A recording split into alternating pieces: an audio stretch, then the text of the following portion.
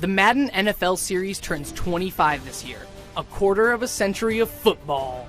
It's okay, you can feel old. EA Sports kind of wants you to, since it turned what would have been Madden NFL 14 into Madden NFL 25, complete with a loading screen museum of the entire series. There's an awful lot of nostalgia built into this game, which ironically has not seen a lot of change since last year's Madden NFL 13. Offense lines up here. 1st and 10. To the ground here. Left side. What a run by Peterson. They rip off the long running play early in this game. EA made a lot of great changes to last year's Madden, so it's expected that all of that remains. The orchestral scores, the streamlined menus, the effort to make the game look and feel like an NFL broadcast, it all comes together excellently. Hell, even the ridiculous amount of sponsorship tacked onto everything is so in line with the actual NFL that it feels good somehow. The Infinity engine got a fine-tuning this year, and the tackles and running look better than ever. You still get all the hard hits and windmilling mid-air crashes, but without the wacky broken limbs and goofy tripping and bumbling that came afterwards in last year's game. The thing about fantastic presentation is that you notice when it fumbles.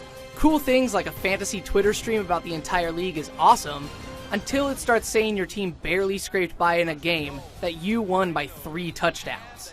And it's really pretty lame that the same touchdown celebrations from 2 years ago are still in here. It's noticeable, and it's disappointing that these players are literally partying like it's 2011.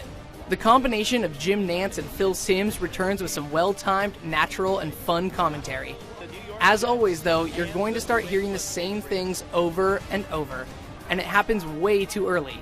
Honestly, Madden has some of the weakest commentary in sports games today, and I can't see a reason other than that they just didn't keep Jim and Phil in the booth long enough. He runs it across for the score. Touchdown. Back to Brady from the gun. Looking to the right side and throwing.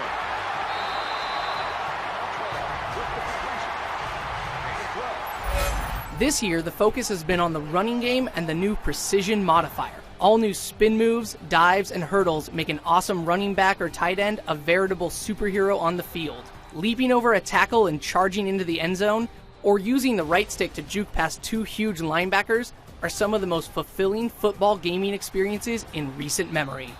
And since being a super mobile quarterback is the new hotness, there's a focus on pistol option and run and shoot plays, which means some of those cool new quarterbacks like RG3 and Kaepernick actually play like guys who bring new elements to the field, and not just QBs with good stats. Connected Career was the coolest part of last year's game, allowing up to 32 people to play within a single Madden universe in any way they want. It returns as Connected Franchise with a familiar addition, Owner Mode. As a longtime Madden fan, I have fond memories of this feature last season Madden 11, which allows you to take control of the entire franchise. It gives you a fine level of control over setting everything from ticket prices and merchandise to deciding what concessions you serve in the stadium. You can even upgrade the stadium or build a new one. And hey, if you're going to build a new one, may as well move cities, right? Want to take the Buffalo Bills to Mexico City, rename them the Golden Eagles, and give them a bright-ass uniform? You can do it, but you better be able to back it up with some wins or your new fans will tear you apart. Ultimately though, Owner Mode is just an extra metagame on top of Coach Mode, and the novelty of it wears off pretty fast. It's cool that it's back, but it's not a game seller.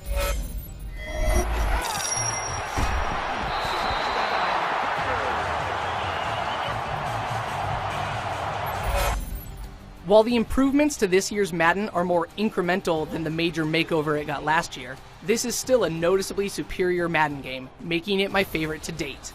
It's a shame that the presentation didn't get any extra love to put it above what other sports games are doing, especially for a supposedly big anniversary edition.